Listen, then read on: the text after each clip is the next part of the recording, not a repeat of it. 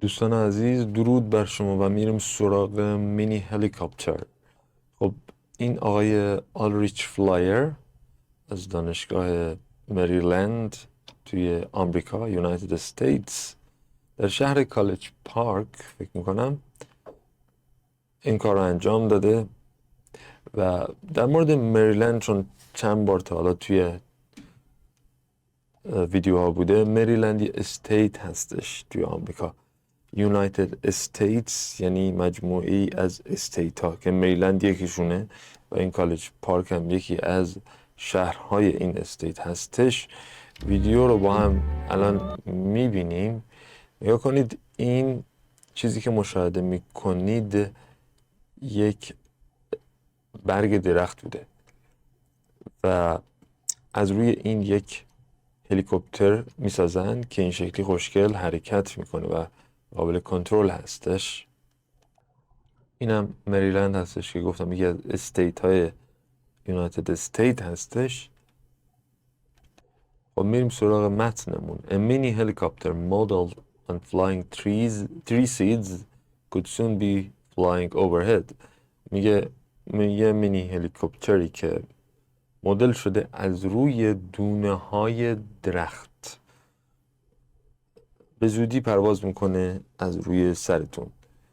میتونه پرواز کنه، البته could be. ایوان آلریچ اسم اون طرفه and colleagues همکاران at the University of Maryland in College Park turn to یعنی در مورد یه چیزی فکر کنی، به یه چیزی برسی. If you turn to a particular subject or you turn your thoughts or attention to it, you begin to speak or think about it. پس اگه شما turn to در مورد یه چیز داشته باشین، در موردش صحبت میکنین یا فکر میکنین یا مینویسین. این مثال یادتون باشه. We are now going to turn to an issue that concerns us all, racism. ما میخوایم الان در مورد موضوعی حالا احتمال داره صحبت بکنن که نگران کرده همه ما رو، اونم ریسیزم هستش، اون نجات پرستی. وقتی میگه turn to the biological world for inspiration یعنی در مورد به دنیای بیولوژی برای الهام گرفتن، خیلی فکر کردن و اینا تا رسیدن به این که to build a scaled down helicopter که یه هلیکوپتر کوچک شده بسازن that could mimic که میتونه کپی کنه از ویژگی های یه هواپیمای full size aircraft. The complex جای خالی of full size helicopters get less efficient when shrunk. خب the complex چی of helicopters؟ خب the complex design طراحی پیچیده هلیکوپترهای فول سایز دیگه. الان ایران هم به سختی میتونه هلیکوپتر فکر میکنم طراحی کنه، منظورم آپاچی و اینا هستش فکر میکنم. gets less efficient when shrunk یه خیلی کم بازده میشن وقتی که shrunk میشن، یعنی کوچولو میشن. نکنید شما بخواید یه هلیکوپتر گنده رو کوچیک مدل سایزش رو بسازی خیلی سخته، پس the complex دیزاینش سختره. the complex design. خب حالا اینجا یه کاما میذاره، یه جمله میگه که مینی هلیکوپترهای استاندارد بیشتر پاورشون رو روی fighting to stay stable in the air، یعنی برای فایت کردن برای اینکه استیبل بمونن توی ایر، تو هوا، یعنی اینطوری نشن، یعنی مبارزه میکنن، یعنی تلاش میکنن که استیبل بمونن. خب این داره جمله قبلی رو میگه، مشکلش چیه؟ بس meaning that یعنی اینجا یعنی معنی میده. The researchers realized that a simpler aircraft designed to stay stable passively would use much less power and reduce manufacturing costs to boot. خب میگه محققان متوجه شدن که یه هواپیمای ساده تر که طراحی شده باشه تو استیبل که پایدار بمونه به صورت پسیو. ما یه حالت اکتیو داریم یا پسیو داریم، یه فعال یا غیر فعال. یعنی همینطوری حالت عادی استفاده میکنه از پاور، یعنی قدرت کمتری، همون انرژی که صرف پاورش میشه رو منظورشه، و همچنین ریدیوس میکنه، کاهش میده هزینه های منوفکچرینگ، یعنی ساختش رو. تو بوت اینجا معنی همون استارت کامپیوتر، مثلا بوت حالا برای کامپیوتر این استارت شروع کردن دیگه، یعنی برای شروع کردنش. خب it turns out that nature had جای خالی them to it. خب میگه اینطوری به نظر میرسه که طبیعت جای خالی them to it. این هم تا من میبینم bitten them to it میفتم. این یه اصطلاحی اصلا تو ذهن من هستش. معنیش هم اینه که یه افرادی از شما زودتر این کار انجام دادن. خب یعنی نیچر این کار رو زودتر انجام داده. وقتی میگه که نیچر این کار رو انجام داده یعنی چیزی شبیه این ساخته الان، که اون منظورشون برگا هستن که همون کار هلیکوپتر انجام میدن. البته عذر میخوام، seeds منظوره، یعنی اون دونه ها. The seeds of trees such as the maple have a single blade structure that جای خالی them to fly far away and drift safely to the ground. میگه دونه های درخت های مثل درخت افرا منظورش هست، میپل. این درخت افرا هستش، برگاش هم این شکلیه، اما ما با برگش کاری نداریم، ما با سیدش کار داریم، یعنی اون دونه ها که این شکلی هستن شبیه دقیقا یه بلید هلیکوپتر هستش. میگه these seeds، میگه این دونه ها که به سامارا حالا معروف هستن، known as سامارا، برامون هم مهم نیست چیزی که بین این دوتا کاما هستش. need no engine، به موتور نیاز ندارن. to، حالا این جمله رو باید میخونم. The seeds of trees such as the maple have a single blade structure. single blade دارن، یعنی یک blade یعنی پره، single blade یعنی یه دونه پره دارن، ساختار یه پره‌ای دارن که جای خالی تو فلای بهشون اجازه میده که بتونن فلای کنن، پرواز کنن far away، یعنی جاهای دور، و دریفت حالت این شکلی رو میگن دریفت، یعنی اینطوری راحت نهن پایین، یعنی بتونن این ور اون ور بچرخن. دریفت safely to the ground، بتونن راحت به زمین فرود بیان، ولی به شکل دریفت، نه این شکلی نیاد. خب پس اینجا هم میشه allows them to fly. بعد میگه these seeds known as samaras need no engine to جای خالی through the air. بعد نکن هلیکوپتر شما وقتی داریم باید بچرخه دیگه، پس اسپین کنه توی ایر، پس اینا باید اسپین through the air بشه.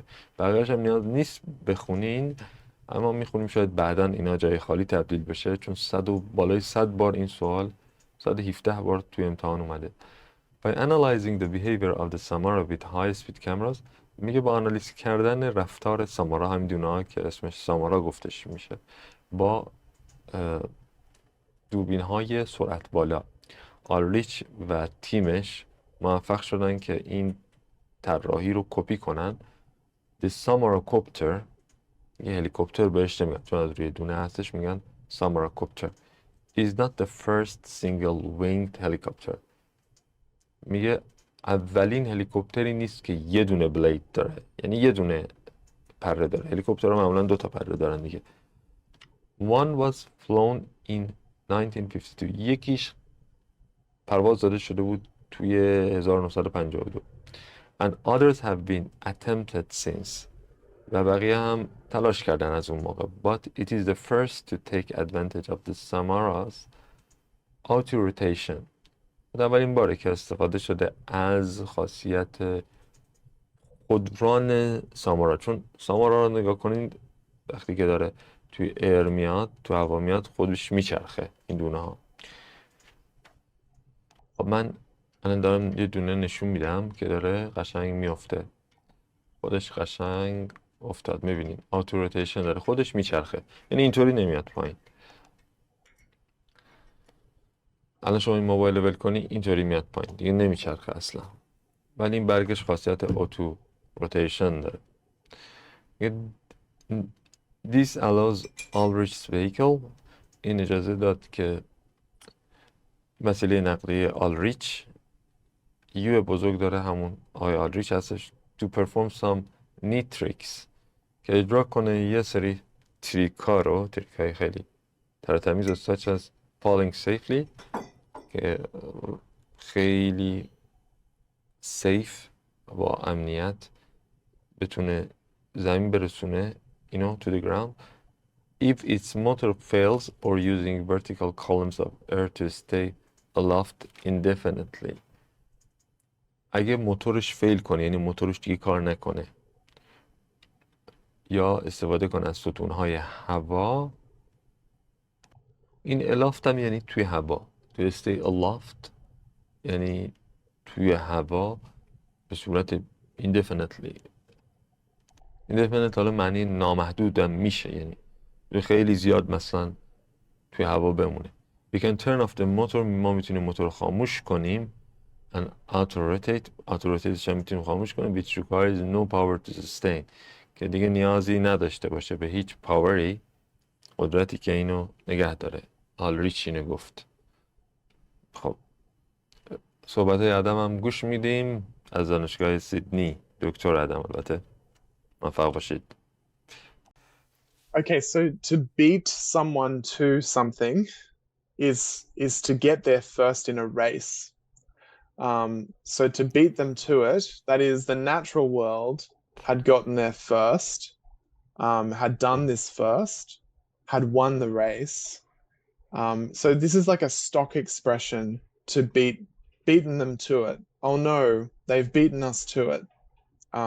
We thought that our lab was going to be the first to publish on this particular topic, but this rival lab in Melbourne has beaten us to it. So it's the them to it that implies that this stock phrase is being used.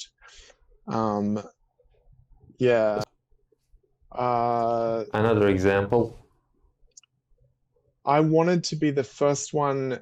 I wanted to be the first one to buy the new Pokemon toy, but some other fans had beaten me to it. They'd queued up outside the store overnight, and they bought them all before I got there. Mm-hmm.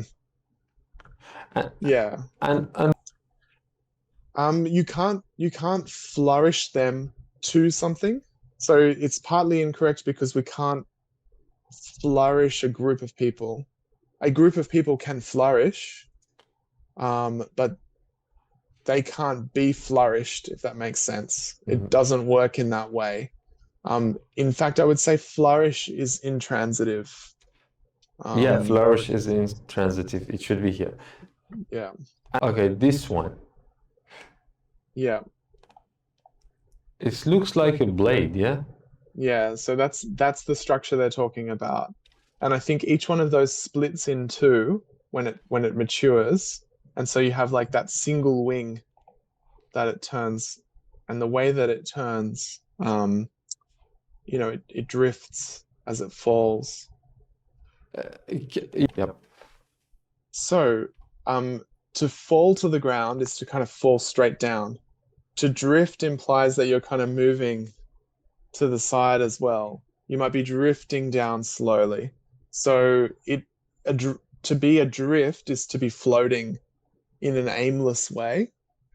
So drifting on the ocean is more common than drifting through the air. But what they're saying is that these seeds, they actually drift through the air. They drift safely to the ground further away. So they don't float because they're not like moving up and floating along, but they're gradually falling in a kind of slow, irregular way because of the shape of their the shape of those seeds. The geometry. So it's actually just one example. That there are probably a few other trees that have evolved similar seeds. Yeah, single blade. Actually, I couldn't believe that was just a what do you call it? So this is just before before shaping to a leaf, yeah? No, so that this will fall to the ground. It will grow into the ground into a tree, and then that will. So these are coming much earlier in the cycle. Oh, They this is the they seed itself. Okay. Yeah. So what happens is these grow on the tree, and then they break in two, and they kind of drift. They float and drift away on the air, and then when they land somewhere, they start to grow, and then they throw out leaves. Great. Mm.